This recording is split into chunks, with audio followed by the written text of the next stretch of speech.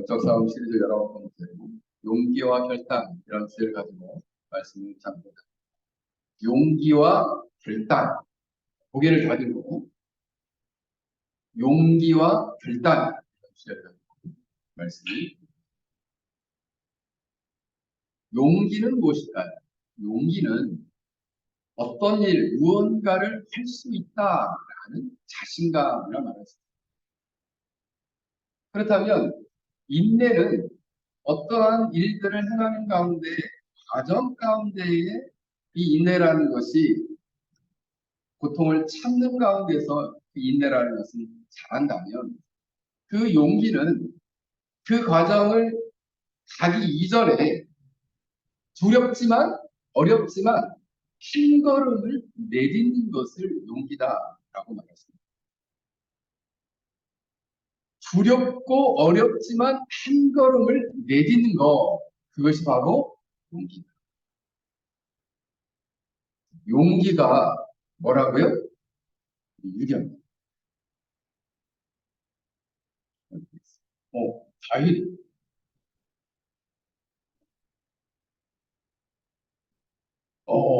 두렵지만 떨리는 마음으로 한 걸음을 내딛는 것이다. 그렇습니다. 어떠한 물리학자가 그 책에서 이런 말을 했습니다. 세상에 존재하는 모든 것들은 떨고 있다. 존재하는 모든 것들은 떨고 있는데 그 중에 인간도 떨고 있다. 그 인간의 떨림은 울림이다. 이렇게 얘기했습니다. 그리고 모든 세상은 진동하고 있다. 그 진동하는 세상을 살아가는 인간도 떨고 있다. 떨고 있다. 무언가를 시작하기 위해서 한 걸음 내딛기를 두려워하며 떨고 있다. 그러나 여러분, 우리가 항상 우리 인생이 비바람이 와도 꿈쩍하지 않는 바위 같은 인생이 참 되는 일이지만 항상 이처럼 두려워하고 떤다. 우리 친구들 중에서도 겁이 많은 친구들이 있어. 손 한번 들어. 나 겁이 좀 많다 하는 친구. 생각보다 안 되지. 엄마가 막 하지 손들 하는데 손 내려서 두려워하는 사람. 그럼 이 사람에게는 뭐가 필요할까요? 용기가 필요하다. 두렵지만 한 걸음 내딛을 수 있는 그런 용기가 필요합니다. 그런데 신앙이라는 것은 흔들리지 않는 강철 같은 믿음을 갖는 것도 있겠지만 그것보다는 두렵지만은 하나님의 말씀을 의지하고 하나님 말씀에 순종하여 한 걸음 내딛는 것이 바로 용기다. 그 과정은 쉽지 않고 어려울 거예요. 우리가 공부하는 과정, 또 우리가 가정생활을 하는 것, 또 직장생활을 하는 것 쉽지 않죠. 쉽지 않습니다. 우리가 인생의 길을 걸어가는 거 쉬운 거 하나도 없어요. 그런데 그 쉽지 않은 인생 속에서 두렵지만은 주님의 말씀을 의지하고 주님의 말씀을 순종하여 그 삶을 한 걸음 살아내는 것. 이것이 바로 용기다. 그래서 두렵고 떨리는 마음으로 주님 말씀을 의지하여 주님과 통해가면서 삶의 어려운 순간순간마다 한 걸음씩 내딛으며 나아가는 것이 용기다. 그 장래에는 어떤 일이 일어날지는 모르지만 그래서 두렵기도 하고 떨리기도 하지만 그 자리에 주저앉아 있는 것이 아니라 용기를 내서 한 걸음 내딛는 것이다. 유경아, 장래에는 두렵지 않은데 장래일에 어떤 일이 일어날지 모르겠는데 한 걸음 주님의 말씀을 의지하고 주님과 동행하며 내딛는 것이 뭐라고? 용기다. 용기. 뭐라고? 용기. 오늘 성경을 보면은 한 사람이 나옵니다. 그 사람은 바울이에요. 바울은 하나님께서 놀라운 계획 속에서 그가 어떻게 이러한 사람으로 변화되어져 갔는지를 오늘 성경은 말씀을 해주고 있습니다. 사도 바울은 로마로 가기 전에 예루살렘에서 유대인들에게 오늘 보면 설교를 하고 있는 장면, 증언을 하고 있는 장면입니다. 그런데 유대인들은 기독교에 대해서 반감을 가지고 있었기 때문에 이 바울은 매우 지혜롭게 그들을 향해서 이제 원래 22장 1절부터 말을 하고 있습니다. 가장 먼저는 두 형들아, 나의 어머니, 아버지, 나의 형제들아 라고 부르고 있는 거예요. 그들을 향해서. 그들이 적대적인 관계를 갖고 있는 걸 알면서도 그렇게 부르고 있습니다. 그러면서 자신이 어떤 사람인지를 먼저 소개하고 있어요. 나는 당신들과 다르지 않는 사람입니다. 나는 기길리아 다섯 사람이고 어릴 적에 나는 이 예루살렘에 와서 자란 사람이다. 그리고 우리 가족들이 이 예루살렘에 와서 오랫동안 정착했다. 나는 바리새인의 아들이다. 이 얘기는 뭐냐면 바리새인의 아들이다라는 말이 아니라 이 바리새인들의 아들로 자란다는 것은 어릴 적부터 율법을 철저히 훈련받고 자란 사람이라는 뜻입니다.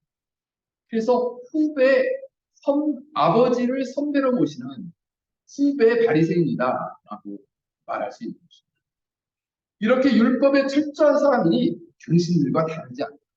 이렇게 이야기하고 있는 거예요. 뿐만 아니라 나는 철저하게 이렇게 율법을 배웠을 뿐만 아니라 그 열정을 가지고 하나님의 향해서 뜨거운 열심과 열정이 있어요. 그런데 이 하나님을 향한 뜨거운 열심과 열정이 어떻게 나타났냐 하면 예수라는 이단을 믿는 자들을 잡는데 그 사람들을 핍박하고 그 사람들을 박해해서 결박하여 가두는 일에 내가 열심을 냈던 사람이다 라고 말했습니다.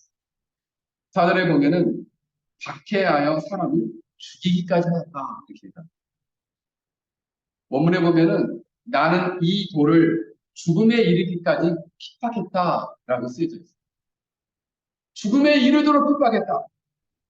사절에 보면 남자 여자를 가리지 않았다. 그래서 어떤 학자는 남자 여자뿐만 아니라 노소, 어린아이나 노인까지 남녀노소 할 것 없이 모두 내가 결박하여 핍박하여 감옥에 가두었다.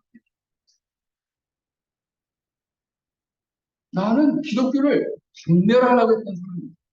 그래서 내가 대제사장들에게 이제 이 증서, 대제사장들에게 체포할 수 있는 체포 영장을 발부를 받아가지고 내가 다메섹에 가고 있어요. 그런데 이상하게 그 다메섹에 가다가 낮 12시 정오쯤이 됐는데 갑자기 하늘로부터 밝은 빛이 나를 비추었다.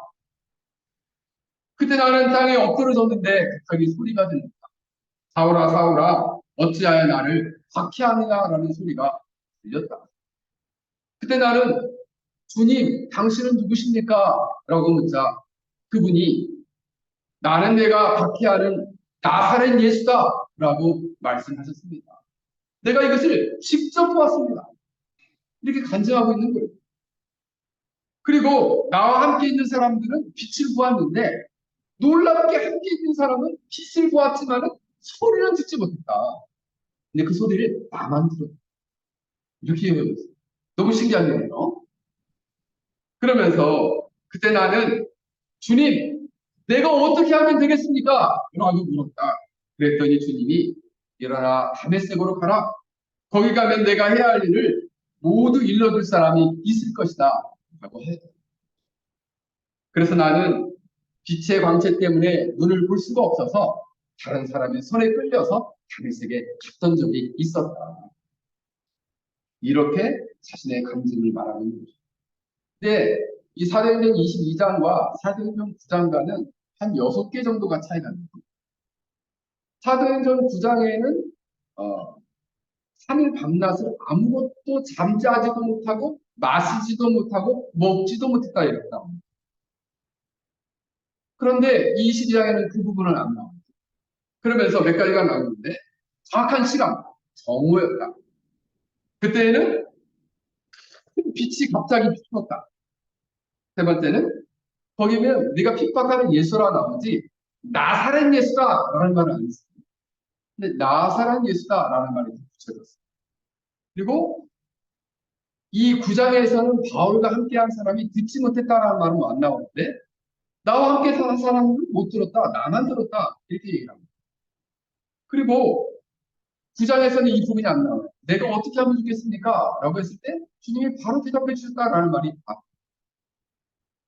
그리고 내가 눈이 보지 못한 이유가 있었는데 빛의 광채 때문이었다라고 22장에만 처음 진술되고 있습니다.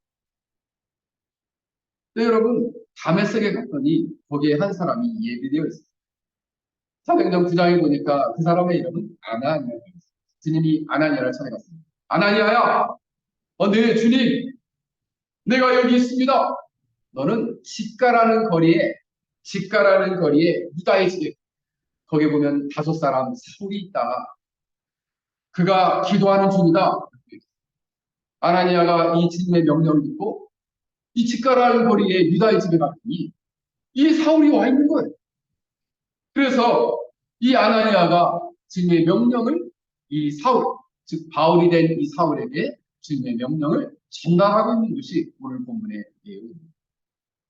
오늘 본문에 보면 아나니아는 많은 유대인들 가운데 율법을 따라 매우 경건한 사람이었고 모든 유대인들에게 칭찬을 듣는 사람이에요. 여러분, 이 아나니아에는 이 사도행전 9장에서는 제자라고 합니다. 제자. 예수님의 제자. 그러니까 여러분, 우리가 선지자라고 안 합니다. 제자라고 합니다. 근데 우리도 하나님의 백성이요, 그리스도의 제자라면 이처럼 2가지가 경계되는 하나님과의 관계에서는 경건하고 모든 사람에게는 무엇을 받는 사람이 됐을까요?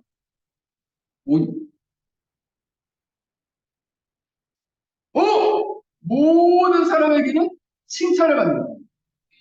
하나님께는 어떤 사람이라고? 하나님. 엄마가 보거리는데 우리 현진.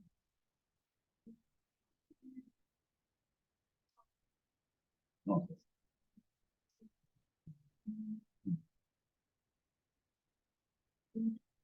믿는 사람, 제자, 우리 하연이. 칭찬받는 사람이었다. 하나님께, 사람들에게 칭찬받았는데 하나님께. 우리 지원, 포스타 가서 열심히 해야 되겠다. 우리 조연, 지율이, 지율도 모르겠죠? 하나님께는 어떤 사람이냐? 이 하나님. 지 우리 친구 중에 그거 한번 얘기해보니까, 오니. 오! 경건한 사람이었다. 이렇게 집중해서 던진 친구가 있잖아. 경건한 사람. 경건과 삶이 조화를 이루는 사실. 이때 이 아나니아가 13절에 바울을 다가와서 이렇게 얘기합니다. 형제 사울아, 다시 보라 하고는 즉시 그를 쳐다보았더라. 여기 보면 다시 보라라고 했을 때 즉시 쳐다봤다라는 단어가 아내 블렙사라는 단어가 쓰였는데 잃었던 시력이 회복됐다라는 뜻입니다. 이게 사도행전 9장에 가보면은 이게 이제 장면 자체가 거기에서는 사도행전 9장에서는 눈에서 비늘 같은 것이 보거든요. 비늘. 그래서 이제 학자들이 추정을 해본 건데 강력한 빛을 갑자기 쬐을 때 이 바울이 눈이 멀게 되고 눈 안에 상처가 있어서 그 상처에 의해서 눈에 이렇게 비늘 같은 것이 이렇게 덮어졌다고 합니다. 그런데 이 아나니아를 통해서 다시 보게 하라라고 다시 보라라고 할 때에 이 비늘 같은 것이 갑자기 떨어져. 그러면서 보이지 않았던 눈이 다시 보이게 되었다라고. 근데 실제 눈이 떠져서 사물이 보이기 시작했어요. 근데 이런 육적인 눈이 보인 것뿐만 아니라 영적인 눈을 그가 뜨게 되었다는 거예요. 어떤 영적인 눈을 뜨게 되었는가? 첫 번째는 예수님이 누구인지를 알게 됐어요. 그는 예수님이 그가 박해하고 다닐 때는 예수님을 유대교에 반대하는 이단의 교주성으로 생각했어요. 그래서 예수를 따르는 모든 자들은 유대교, 하나님을 섬기는 일에 다 반역자들이다, 이단자들이다라고 생각하고 남녀노소 한 것 없이 박해하며 다녔다. 그런데 자기가 이 다메섹에 가는 길에서 진짜 부활하신 예수님, 다시 살아나신 예수님을 만나고 나서 하나가 가만히 있어요. 부활하신 예수님을 만났어요. 그리고 생각했어요. 예수님은 저 십자가에 못 박혀 죽은 것은 자기 때문에 죽은 것이 아니라 모든 사람의 죄를 대신하여 실제로 죽으신 하나님의 아들이시고 본주이십니다. 그가 다시 부활하여서 성결의 영으로서 하나님의 아들로 인정되셨구나라고 깨닫게 됩니다.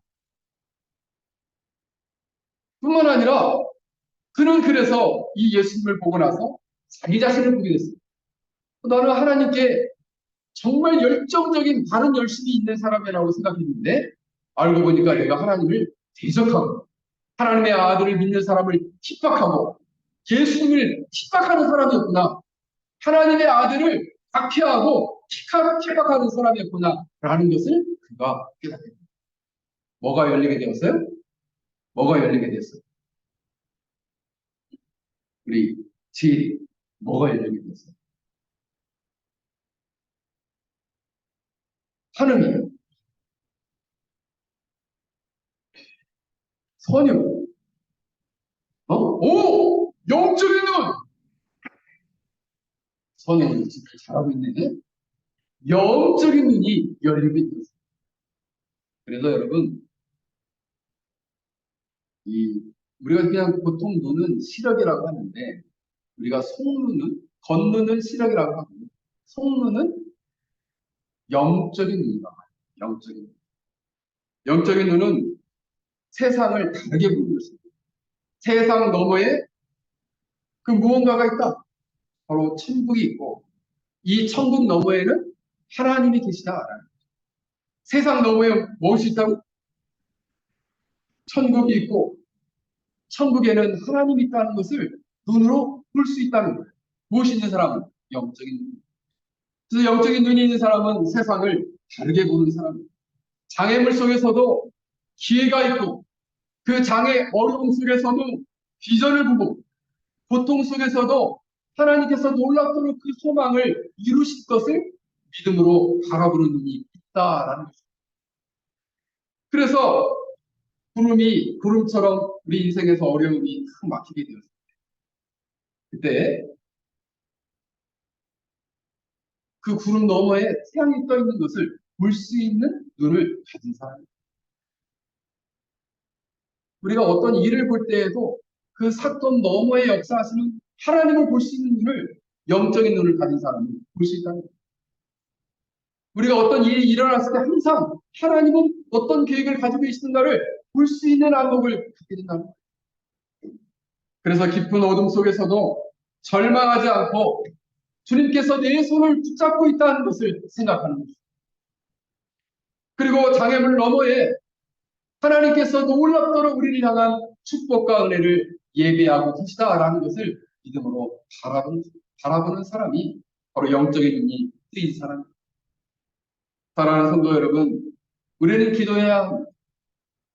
무엇보다도 우리 영혼이, 우리 존재가 예수님을 만나고 그리고 다시금 하나님을 믿음으로 바라보면서 영적인 눈이 열릴 수 있기를 이름으로 간절히 축원합니다. 그렇게 될 때에 세상 너머에 천국을 바라볼 수 있고 천국 넘어서 하나님을 바라볼 수 있게 됩니다. 이번 주 돌아오는 수요일 날에 우리 청소년 아이 8명이 유스코스타에 참석하게 됐는데 우리 공동체 전체가 이를 위해서 기도해야 되겠습니다. 아이들이 죄를 깊이 회개하고 예수님을 진실하게 믿어서 이런 영적인 눈이 뜰 수 있구나. 그리하여 자기를 향한 하나님의 계획과 뜻과 비전을 발견하고 자기 인생에 대해서 다시금 용기 있게 일어나 결단할 수 있다. 우리는 이 아이들을 위해서 이 공동체, 우리 페랑 열린교회 공동체가 모두 함께 기도해야겠다. 특별히 우리 패널교회 온 성도들이 이와 같은 영적인 눈이 열리기를 주의로 간절히 축원합니다. 절대로 14절 15절을 보면 그가 또 이르되 우리 조상의 하나님이 너를 택하여 너로 하여금 자기의 뜻을 알게 하시며 그 의인을 보게 하시고 그 입에서 나오는 음성을 듣게 하셨으니 내가 그를 위하여 모든 사람 앞에서 내가 보고 들은 것을 증언하리라 증인이 되리라 말씀하고 있습니다. 여러분 여기에 보면은 아나니아는 바울에게 주님이 보낸 목적에 대해서 명확히 알고 있습니다. 주님이 아나니아를 바울에게 보낸 목적. 그래서 아나니아의 음성을 통해서 들려주고 있어요. 내가 너를 택하였다. 자신을 왜 택하였느냐? 하나님의 뜻을 알게 하기 위해서. 그 하나님의 뜻을 알게 하기 위해서 예수님을 네가 보고 예수님의 음성을 직접 들었다. 하나님의 뜻을 알고 예수님의 음성을 직접 듣고 예수님을 직접 보았다. 그리고 네가 이것을 증언하는 증인이 되리라. 무엇이 되리라? 무엇이 되리라? 증인이 되리라. 증인이 되리라. 여러분, 여기는 굉장히 중요한 목적이 있습니다. 증인이 되게 하겠다. 분명한 목적으로 주님이 그를 택하시고 하나님의 뜻을 알게 하시고 예수님을 직접 보게 하시고 불을 뜨게 해서 예수님을 보게 하시고 예수님의 음성을 자기만 듣게 하시고 그리고 모든 사람 앞에서 증인이 되게 하겠다. 여러분, 그럼 누구를 위해서? 그를 위해서. 예수님을 위해서 증인이 되게 하겠다. 여러분, 예수님의 제자들도 예수님과 만나면서 예수님의 음성을 듣고 예수님과 함께 있으면서 사도로서 인정을 합니다. 바울도 마찬가지예요. 예수님을 만나고 예수님의 음성을 듣고 예수님의 뜻을 깨달아서 이것을 직접 증거할 때에 이처럼 사도의 권위를 갖게 된 것입니다. 그리고 이 일은 근본적으로 어떤 사람을 위한 것이 아닙니다. 복음을 듣는 사람을 위한 것이 아닙니다. 예수님을 위한 것입니다. 하나님의 나라와 영광을 위한 것, 하나님을 위한 것, 주님을 위한 것이었다. 그것이 바로 증인된 삶입니다. 여러분, 초대교회 때는 증인이라는 단어를 원문에 보면 마르티스라는 단어가 쓰였는데 이 마르티스라는 단어는 초대교회 때는 어떤 단어와 동일시했냐면 순교자와 동일시했어요. 증인이라는 단어를 순교자와 동일시했어요. 왜냐하면 예수님이 정말 하나님의 아들이시고 구원자라는 것을 전하면 어려움이 오고 박해가 오고 고통이 오고 그리고 삶의 정말 죽음에 맞닥뜨리는 순교에 맞닥뜨리기 때문에 증인이 되는 삶은 순교자가 되는 삶이었다. 그래서 여러분 스데반은 이러한 주님을 증거하다가 돌에마다 순교했습니다. 그 뒤에 베드로도 이 복음을 전하다가 십자가에 거꾸로 매달려서 순교했어요. 안드레도 예수님의 제자 안드레도 이 복음을 전하다가 순교했습니다.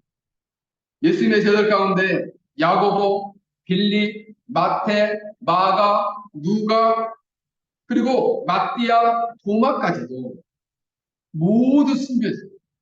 예수님의 제자 중에 순교하지 않은 사람 요한 한 사람. 다른 사람은요 다 순교했어요.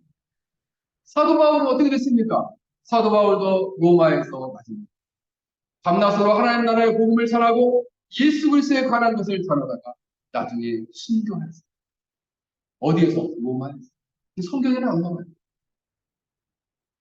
순교했어요. 왜? 증인이 되는 삶은 순교의 삶이었기 때문에. 용인에 가면은 한국 선교 100주년 기념 100주년 해서 순교자 기념관이 있어요. 저도 거기 가봤는데 거기 가면 3층에 가보면 선교사들과 그다음에 그동안 그 순교한 사람들의 사진들이 쭉 있습니다. 그리고 제일 끝에 가보면은 사진 틀이 하나 있는데 그 틀 안에는 사진은 없어요. 그럼 그 틀에는 뭐가 있느냐? 거울이 하나 있어요. 그 사진 앞에 가서 딱 쓰면은 자기 얼굴이 보여요. 자기가 순교자로 비치는 거예요. 그렇게 살라는 거예요. 그것을 위해서 그 자리에 있습니다. 여러분, 사랑하는 성도 여러분, 오늘날에 우리가 이처럼 초대교회처럼 주님의 제자들처럼 사도 바울처럼 우리에게 순교할 수 있는 상황이 놓여진 사람은 그리 많지 않습니다. 지금도 여전히 아주 아주 그냥 극단적 이슬람이다. 공산주의권, 북한 같은데 또 지금도 중국 같은 데에서는 예수님의 복음을 전한다는 이유로 감옥에 갇혀서 지금도 감옥에서 고통당하는 사람입니다. 심지어 고문까지 당하는 사람입니다.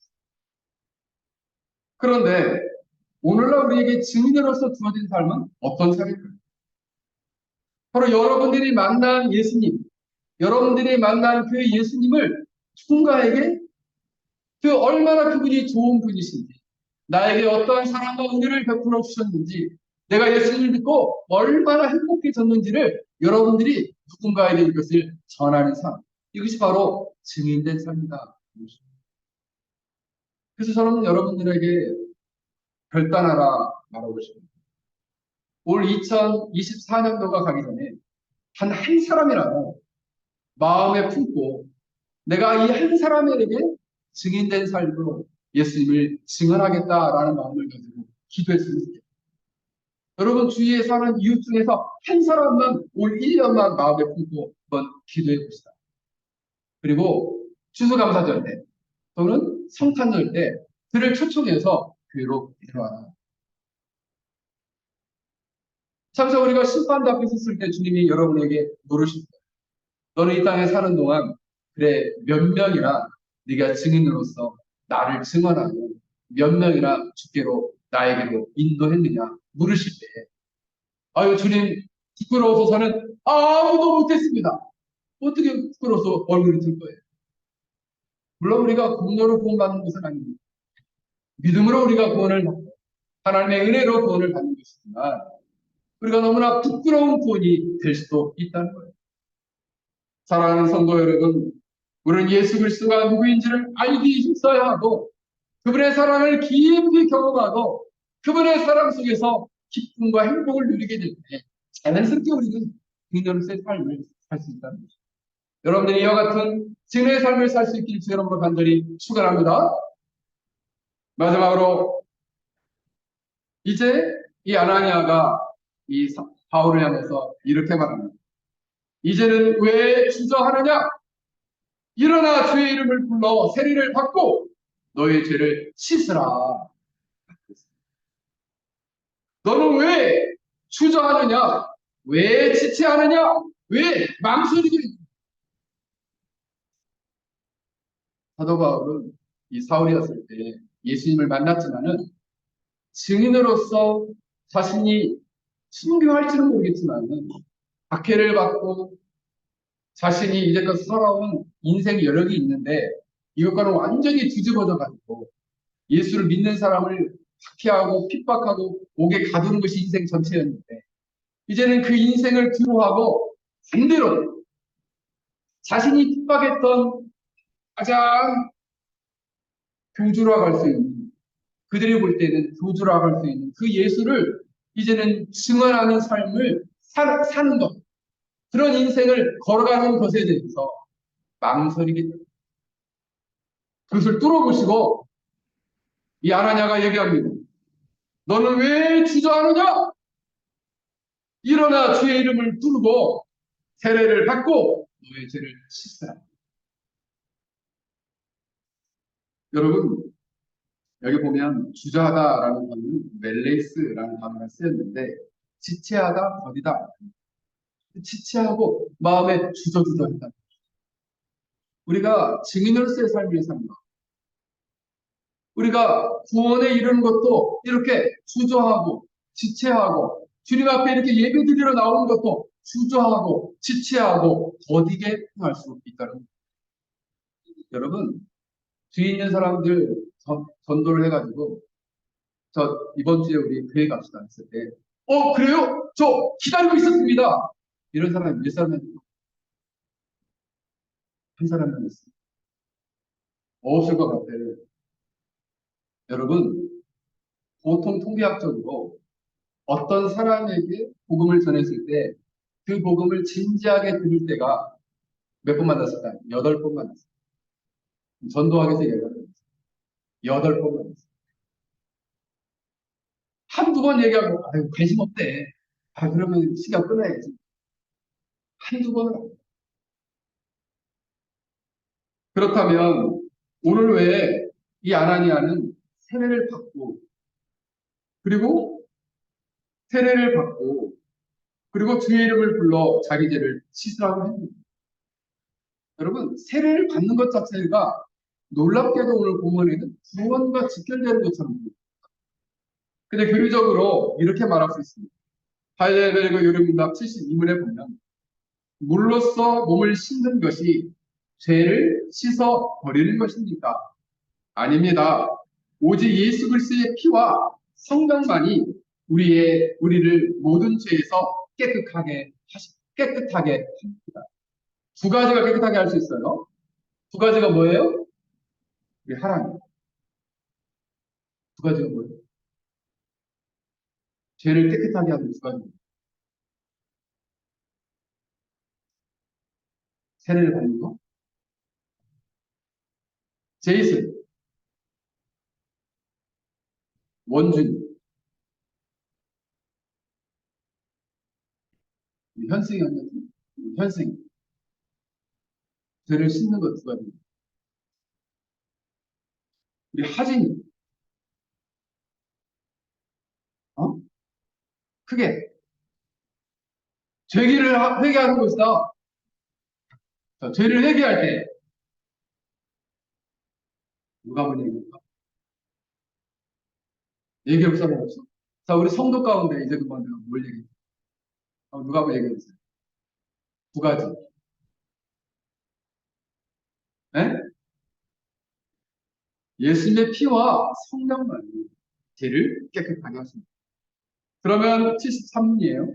그러면 왜 성령께서는 세례를 중생의 씻음과 죄를 씻음이라고 하셨습니까? 하나님께서는 그렇게 말씀하신 데는 중요한 이유가 있습니다. 하나님께서는 몸에 더러운 것을 물로 씻기시되 우리의 죄가 그리스도의 피와 성령으로 없어짐을 우리에게 가르쳐주기 위함입니다. 그 세례가 이러한 신적인 약속과 표로서 우리에게 확신을 주기 위해서 이 세례가 존재합니다. 여러분, 예수 그리스도의 피로 성령의 새롭게 하시는 은혜로 이렇게 변화되는 것이 주저하지 말라는 거예요. 그게 바로 뭐냐? 중생입니다. 교리적으로는 중생. 중생이라는 것은 놀랍게 무엇이냐? 우리 영혼 안에 생명과 성령의 법이 심겨져서 그 영혼이 완전히 그 영혼이 변화되어지는 것입니다. 부패한 영혼이 거룩하게 변화되고 의인의 모습으로 변화되는 것. 그것이 바로 중생이라는 겁니다. 바로 이 일에 주저하지 말라는 기도서 3장 5절에 보면 우리를 구원하시되 우리가 행한 바 의로운 행위로 말미암지 아니하니 오직 그의 긍휼하심을 따라 중생의 씻음과 성령의 새롭게 하심으로 하셨나니 우리를 구원하신 것은 중생의 씻음과 성령의 새롭게 하심이라니 중생의 씻음으로 우리의 죄를 깨끗하게 그리스도의 피로 성령의 새롭게 하시는 은혜로 깨끗하게 빚는 것입니다. 그러면 뒤에 성령의 새롭게 하시는 뭐냐? 그렇게 변화된 사람이 영적인 생명이 심겨진 사람이 의인으로 변화되어서 이제는 점진적으로 새롭게 삶 속에서 변화되어져 가는 것을 말합니다. 이런 일에 있어서 이렇게 예수님의 피와 성령으로 새로워진 사람만이 증인으로서의 삶을 결단하고 나아갈 수 있다. 다시 말씀을 드립니다. 예수님의 피와 성령으로 새로워진 사람만이 용기를 내어 결단하여 증인으로서의 삶을 살 수 있다. 일제강점기 때 나이가 많은 한 할아버지가 있었어요. 이분은 예수님을 믿고 신앙생활을 열심히 하고 있었는데 이 일본 순사들이 와서 일본 경찰들이 와서 핍박을 하면서 예수 믿는 사람들은 모두 이 일본 제국에서 만든 황제를 섬기는 황제들이 섬기는 조상신, 왕실에서 섬기는 조상신과 그리고 왕실에서 섬기는 조상신들과 국가 유공자들, 공모자들의 영혼을 기리는 사당을 만들었어요. 이것을 뭐라고 하냐면 신사라고 했어요. 신사. 뭐라고 했다고요? 신사. 그 신사에 기독교인들도 모두 가서 절을 해요. 그래야만이 예배를 드릴 수 있도록 허용을 해주겠다. 이렇게 얘기를 했습니다.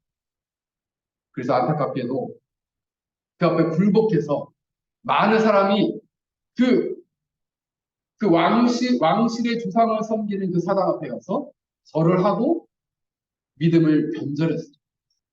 많은 사람. 그때 이 노인분은 무릎이 너무 아픈 신경병에 걸렸어요. 자기는 원래 관절이 너무 아파요.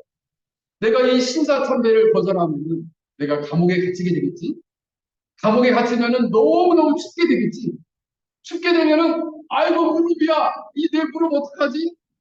감옥에 있다 나오면은 나는 이제 다리를 저는 장애인이 될 줄 몰라. 라고 생각했어요. 이 두려운 마음이 가득히 몰려왔어요. 어떡하지? 하다가 하나님께 기도했어요. 하나님, 저 어떻게 하면 좋을까요? 이 신사를 참배하지 않으면 감옥에 가게 되는데 어떻게 하면 좋을까요? 근데 하나님은 아무런 응답을 주지 않았어요. 그때 이 할아버지가 결단을 하고 용기를 내서 그래 내가 죽으면 죽으리라 내가 감옥에 갇히면 갇히리라 내가 다리를 절면 신경통으로 다리를 자른 한이 있어도 내가 신사참배를 하지 않겠다고 감옥에 들어갔어요. 근데 감옥에 갔더니 너무 춥더라고요. 추운데 하나님께 기도를 했어요. 그랬더니 놀랍게도 무릎이 점점점 낫기 시작했어요. 관절이 점점점 이 신경통이 점점 아프지 않게 됐어요. 나중에 감옥에서 풀려나게 될 때는 건강하게 풀려나게 돼요. 뭐 우리의 생각을 초월하시는 하나님의 놀라운 역사가 있다는 거예요. 그가 용기를 내어서 결단했죠. 내가 감옥에 가면 살리라. 믿음을 변절치 않고 용기 내어 결단하게 되었을 때 하나님께서 놀랍게 그 할아버지의 인생 가운데 역사하신 것을 볼 수가 있습니다. 오늘도 이 아나니아를 통해서 바울에게 이 용기와 결단을 촉구하고 있어요. 왜 주저하느냐? 일어나 세례를 받고 주를 불러 죄 씻음을 받으라 말씀하고 있는 것입니다. 사랑하는 우리 성도 여러분, 또 우리 청소년, 우리 청소년 여러분, 또 우리 주일학교 우리 학생 여러분, 우리는 회심하는 일을 주저하면 안 됩니다. 뭐를 주저하면 안 된다고? 하윤. 하윤아, 뭘 주저하면 안 된다고? 음, 회심하는 일을 주저하면 안 된다. 회심은 죄를 철저히 회개하고 예수님을 구원주여 하나님의 아들로 믿는 진실한 믿음을 갖는 것을 주저하면 안 됩니다. 이것을 가지게 될 때에 증인으로서의 삶, 하나님의 영광을 위해서, 하나님의 나라를 위해서 새로운 인생의 비전과 목표를 가질 수 있게 된다는 것입니다. 그러므로 망설이지 말아야 됩니다. 주저하지 말아야 됩니다. 지키지 말아야 됩니다. 용기를 내어 결단을 하고 자신의 영혼을 진지하게 돌아보고 주님을 만나기를 갈망합니다. 그래서 주님의 음성을 듣고 주님을 깊이 말씀을 통해 만나고 그 영혼 안에 놀라운 영적인 변화가 일어납니다. 죄를 철저히 회개하고 예수님에 대한 진실한 믿음을 가져서 다시 하나님 나라를 위해서 결단합니다.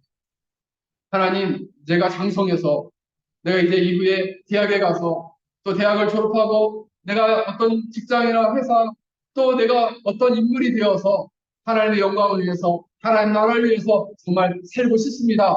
라는 결단을 하게 될 때 하나님께서 얼마나 기뻐하시겠어요? 하나님이 얼마나 그의 인생을 축복하시겠어요? 하나님이 그의 가정에 얼마나 놀랍도록 축복하시겠어요?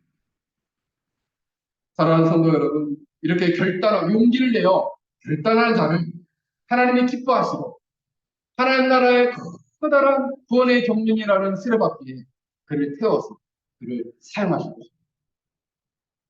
여러분들이 이와 같은 삶을 살 수 있기를 주의 이름으로 간절히 축원합니다. 오늘 말씀을 생각하며 우리 함께 같이 기도하겠습니다. 우리가